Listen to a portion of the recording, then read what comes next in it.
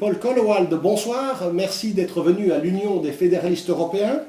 On vient de publier une très belle biographie, Paul Kollewald, pionnier d'une Europe à unir, une vie à dépasser les frontières, écrit par le professeur Sabine Menu de l'Université de Strasbourg. Paul Kollewald, vous avez été journaliste à Strasbourg aux premières heures de la construction européenne et toute la vie, vous avez œuvré dans les institutions européennes.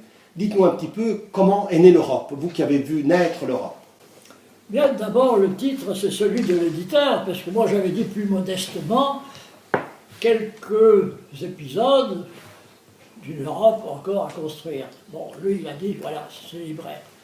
Et à ce moment-là, ça correspondait à la réalité que le Conseil de l'Europe est né à Strasbourg en 1949. Ensuite, il y a eu l'Assemblée commune du charbon et de l'acier.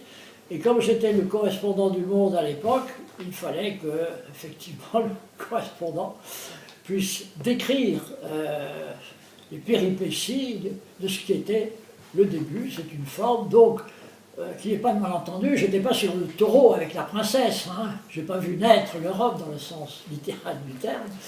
Mais, comme tu le disais à l'instant, effectivement, les premières institutions, je les ai vues naître et je les...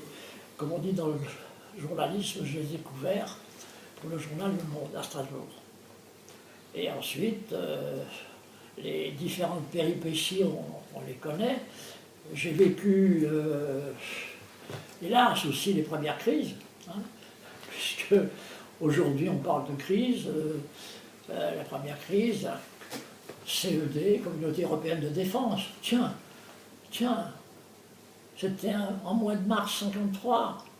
Paul-Henri Spaak recevait des mains de Paul Bidault, qui avait succédé à Robert Schuman au Quai d'Orsay, le gros travail de l'Assemblée ad hoc, qui livrait les propositions de cette Assemblée, et dans laquelle, et je souligne, on n'avait pas encore un dispositif fédéraliste, mais il y avait la possibilité, car entrait là-dedans la compétence future d'une communauté politique et on prévoyait explicitement les affaires étrangères et la défense.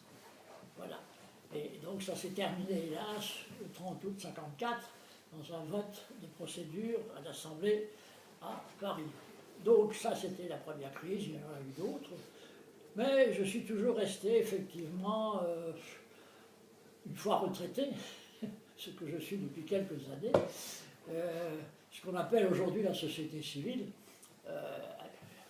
J'ai toujours travaillé avec elle, et ici à Bruxelles, avec les fédéralistes, où je me retrouve ce soir avec plaisir. Et comme ce message, avec un petit thème de ce soir, doit se terminer par un petit mot de Robert Schuman, il m'avait fait la confidence suivante, parce que nous sommes autour de la table, plusieurs générations. Alors, moi, j'aime beaucoup ce que Robert Schuman m'avait dit. Le problème, l'Europe est un problème de génération, au pluriel. Il nous faudra du temps. Mais ce qui est préparé par les aînés n'est valable que si les générations nouvelles y apportent leur enthousiasme. Et j'essaie de les accompagner, et je reste, j'espère, un compagnon de route valable. Et c'est pour ça que je me retrouve ici ce soir.